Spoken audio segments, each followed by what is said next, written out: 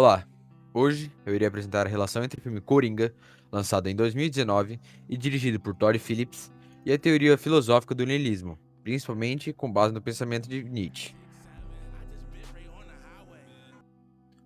Vou começar com um breve resumo da obra. Coringa acompanha a história de Arthur Fleck, um homem solitário com problemas psicológicos que tenta sobreviver em uma Gotham decadente. Arthur cuida da mãe doente e trabalha como palhaço, sonhando em ser comediante. Porém, ele vive sendo humilhado, agredido e ignorado. A violência, a desigualdade e a falta de apoio social criam uma atmosfera sufocante ao redor dele. Ao longo da história, Arthur vai perdendo tudo, perde emprego, descobre que sua história familiar é uma mentira, deixa de receber tratamento e é constantemente desprezado por quem o cerca. Aos poucos, ele rompe completamente com a realidade e se transforma na figura do Coringa, símbolo do caos e da revolta social.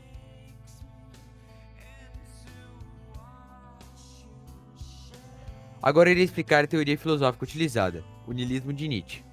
O niilismo é a ideia de que não existe um sentido objetivo no mundo. Para Nietzsche, os valores tradicionais, como moral religiosa, as regras sociais e a própria ideia de bem e mal, estão em crise. Isso faz com que o ser humano se sinta perdido, sem propósito e sem uma base firme. Nietzsche afirma que o niilismo pode aparecer de duas formas. A primeira é o niilismo passivo, quando o indivíduo percebe que nada faz sentido, mas não consegue reagir. Ele fica paralisado, fraco, dependente dos valores que estão desmoronando. A segunda forma é o niilismo ativo, quando o indivíduo destrói os valores e cria seu próprio sentido para a vida. Para Nietzsche, essa seria uma forma de superação.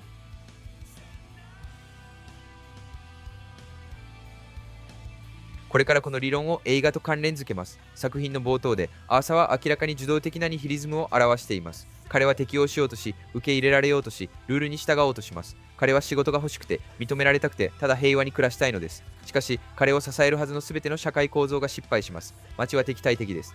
这句话看看治疗所ですけど、それじゃあ彼は治療です。だから騒がれスタジオの先生それじゃどうそうですよ。